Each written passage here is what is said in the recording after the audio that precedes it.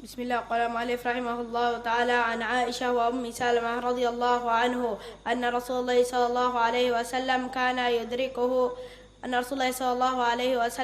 يدركه الفجر وهو جنب من أهله ثم يغتسل ويصوم. وعن أبي هريرة رضي الله عنه أن النبي صلى الله عليه وسلم قال من أكل أو شرب وهو صائم فلا يصم فلا يتمه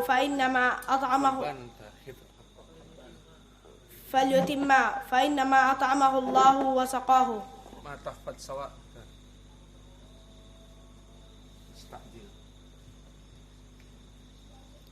Bismillah. Qala malik rahimallahu ta'ala an Aisyata wa ummi Salamah radhiyallahu anhuma anna Rasulullah sallallahu alaihi wasallam kana yadrikuhul fajru wa huwa junubun min ahli thumma yaghtasilu wa yasumu. Wa an Abi Hurairah radhiyallahu anhu qala an Nabi sallallahu alaihi wasallam qala man nasiya wa huwa shaimun fa akala aw shariba falyutimma shaumahu fa inna ma at'amahu Allah wa saqahu.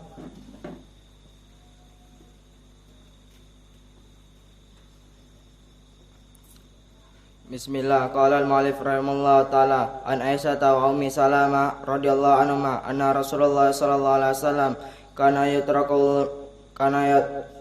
yatrakuhul fajru wa huwa junubun min ahli summa yaftasilu wa yasumu. An Abi Hurairah radhiyallahu anhuma anna Nabiy sallallahu alaihi wasallam qala man nasiya wa huwa shaimun fa akala aw shariba falyutimma shaumahu fa innama at'amallahu wa saqahu.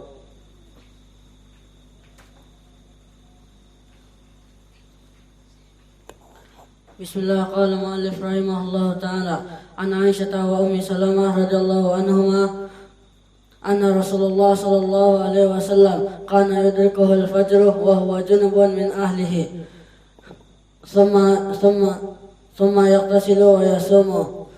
An Abi Hurairah radhiyallahu anhu anna Nabi sallallahu alaihi wasallam qala man nasiya wa huwa sha'imun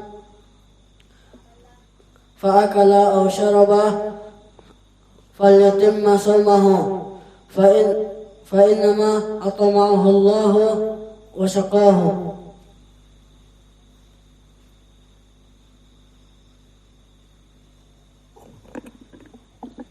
Bismillah. Qala mu'allif rahimahullahu ta'ala an Aisyah wa ummi Salamah radhiyallahu anhuma qala anna Rasulullah sallallahu alaihi wasallam kana yadrikul fajru wa huwa junubun min ahli thumma yaktasil wa yasumu. An Abi Hurairah radhiyallahu anhu qala anna Rasulullah sallallahu alaihi wasallam man nasiya wa huwa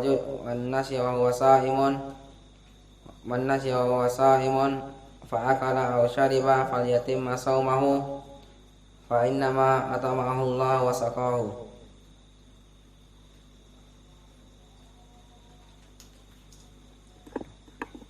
Bismillah. Qala mu'allif rahimahullah ta'ala an Aisyata wa ummi Salamah radhiyallahu anhuma anna Rasulullah sallallahu alaihi wasallam kana yudrikul fajru wa huwa sha'imun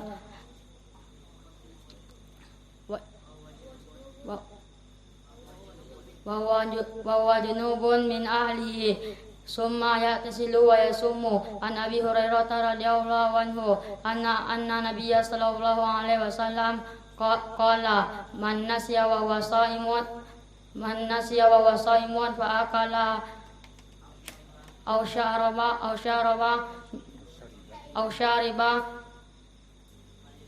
falyatimma shaumahu fa innama at'amahu Allah wa saqahu. Ta'tikuha, apakah kamu mempunyai budak belian untuk dibebaskan? Fahal tastati an tasuma syahrain mutatabi'in, dan apakah kamu mampu untuk membayar puasa 2 bulan berturut-turut? Itu di dalam matan Umdatil Ahkam yang ada pada kalian. Maka di sini tidak memberikan makna wajib.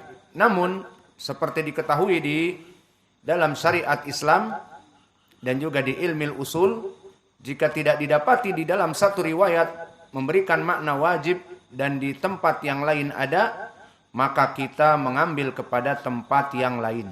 Maka di sini meskipun di hadis yang di Umdatil Ahkam muttafaqun alaih tidak disebutkan dengan lafaz wujub, namun di riwayat-riwayat yang lain disebutkan dengan lafaz wujub, maka dari sinilah para ulama menyebutkan bahwa hukum dari kafarah adalah wajib. Pendalilannya dari hadis dan pendalilannya dari ijma'. Jelas. Maka adapun pendalilan dari hadis seperti disebutkan di sini diriwayatkan Al-Bukhari dan Muslim.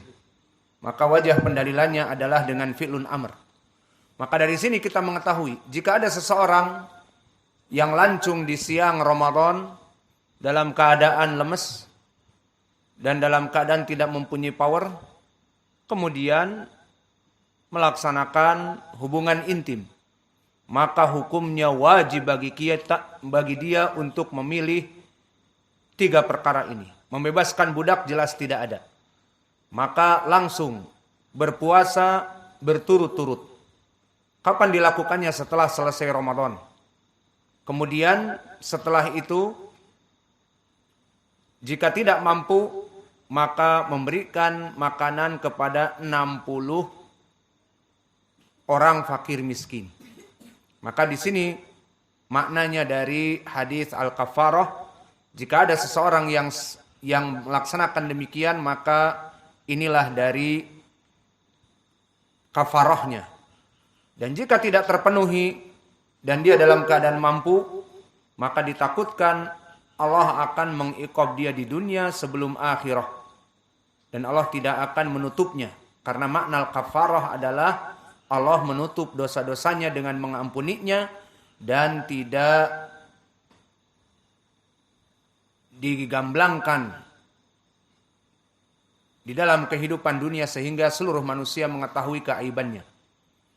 Kemudian permasalahan yang kedua selain tadi, atau permasalahan yang ketiga selain tadi definisi dan hukum kafarah, maka permasalahan yang ketiga, kapan wajib bagi seseorang melaksanakan kafarah dari koitus bersama istrinya? Jawabnya, wujubul kafarah ala man jama'a muta'ammidan. Bahwa wajibnya kafarah di saat dia itu menggauli istrinya dalam keadaan sadar, dalam keadaan ingat, dalam keadaan tidak dipaksa. Maka dalam keadaan bebas tidak dipaksa dan dalam keadaan ingat tidak lupa, maka di sini wajib kafarah. Adapun karena dipaksa bisa jadi tidak wajib. Adapun karena lupa, ada yang lupa apa tidak berhubungan intim di siang Ramadan, al-muhim jika lupa pun maka tidak membayar kafarah. Seperti hadis kemarin, man aftara wa huwa nasiya. Barang siapa yang berbuka dan dia lupa, maka bisa jadi dia tidak usah membayar kafarah. La qada'a wa la kafarah. Di hadis yang kemarin kita sebutkan. Yang hadisnya dihasankan Al-Albani di Al-Irwa, dikeluarkan oleh Imam Al-Hakim dan Ad-Daruqutni. Kemudian dalam permasalahan ini pun, kapan seseorang membayar kafarah dan wajib atasnya kafarah? Jika berhubungan intim dengan muta'ammidan. Maka di sini takkidnya dia harus dalam keadaan sadar, tidak dalam keadaan lupa. Mana pendalilannya? Di dalam hadis di matan disebutkan datang seseorang, halaktu ya Rasulullah. Maka makna halaktu, hancur aku ya Rasulullah.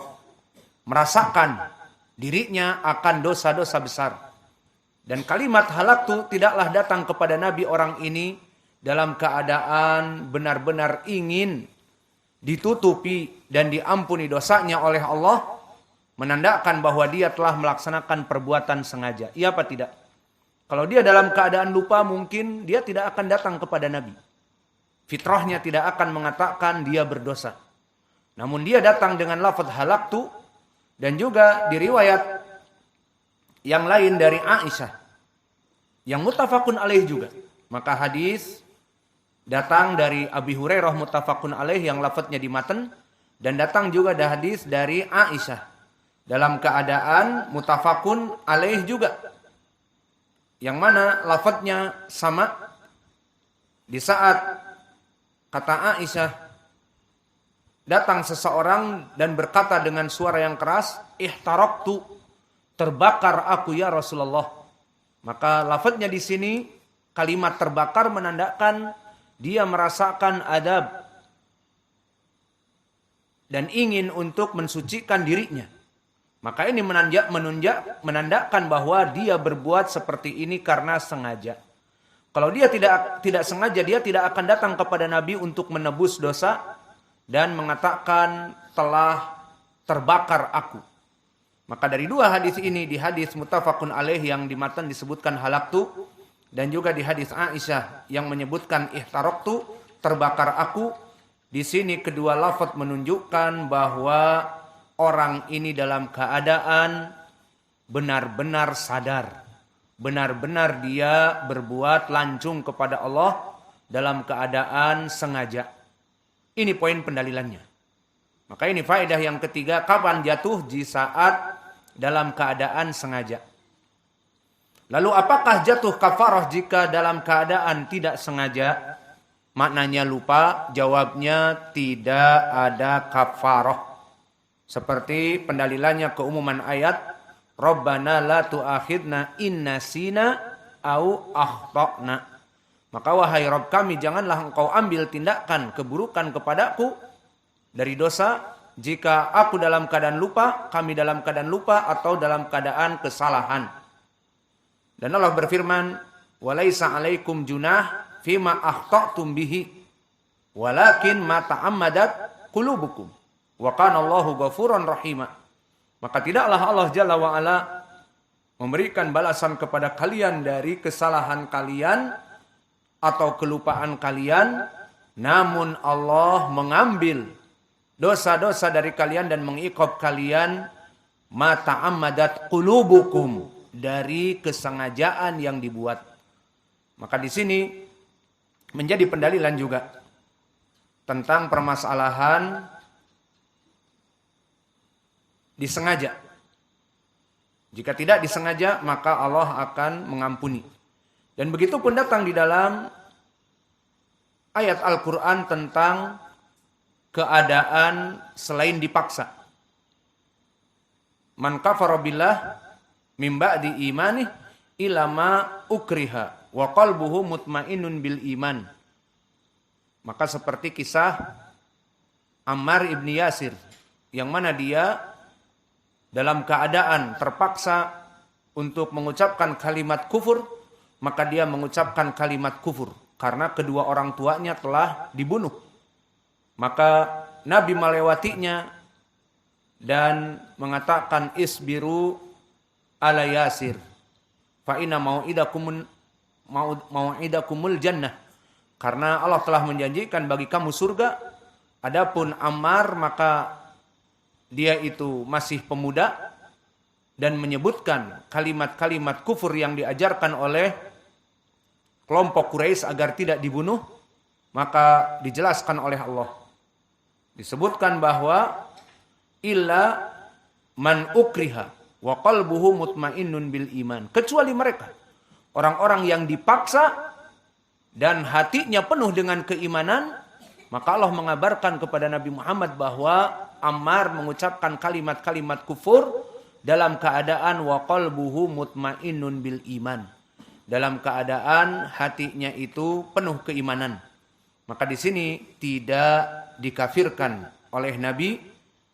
Maka ini juga menjadi pendalilan jika permasalahan iman diberikan udzur karena dipaksa, maka min babil aula fikih.